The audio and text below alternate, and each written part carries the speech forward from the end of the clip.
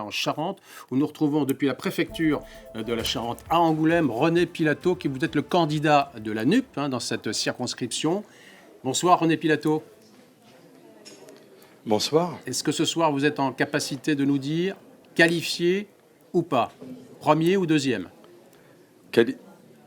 Qualifié en deuxième position à 2 points de M. Meignet. Donc pour vous, c'est quoi? C'est une victoire, semi-victoire, ou en tous les cas, vous arrivez à faire vaciller le député sortant? Oui, on fait jeu égal, on progresse par rapport au résultat du premier tour de la présidentielle, en pourcentage, je regarderai en nombre de voix, mais on passe de 24 à 28% avec une dissidence, donc ça veut dire que tout le travail de terrain, quelque part, a payé, et qu'on va enfin avoir un débat idéologique et non pas de constat. Qu'est-ce que propose M. Meignet dans les 5 ans qui viennent et qu'est-ce qu'on propose nous avec nos 650 mesures? Justement, vous avez parlé de dissidence. C'est intéressant de votre circonscription, on l'a vu. Il y a un candidat dissident qui est le maire de la Couronne, donc Jean-François Doré. Quelque part ce soir, si vous êtes arrivé en deuxième position, c'est en partie à cause de lui? Non, Monsieur Jean-François Doré a fait une campagne, il était légitime à se présenter, même en dissidence.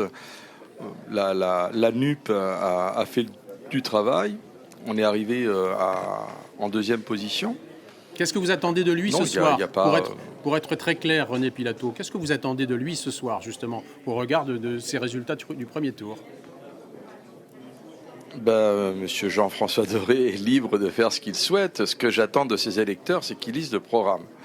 Et je tiens à remercier toutes les électrices et les électeurs qui ont soutenu la NUP et qui ont soutenu le candidat qui porte les 650 mesures. Parce que moi, franchement, je suis le candidat d'un programme et je demande mais pas que pour Monsieur Doré, est-ce qu'on veut Macron 50 plus ou est-ce que les électrices et les électeurs de tous les autres candidats qui ne sont pas qualifiés veulent porter un quotidien différent à 10 millions de pauvres, à des gens qui souffrent tous les mois.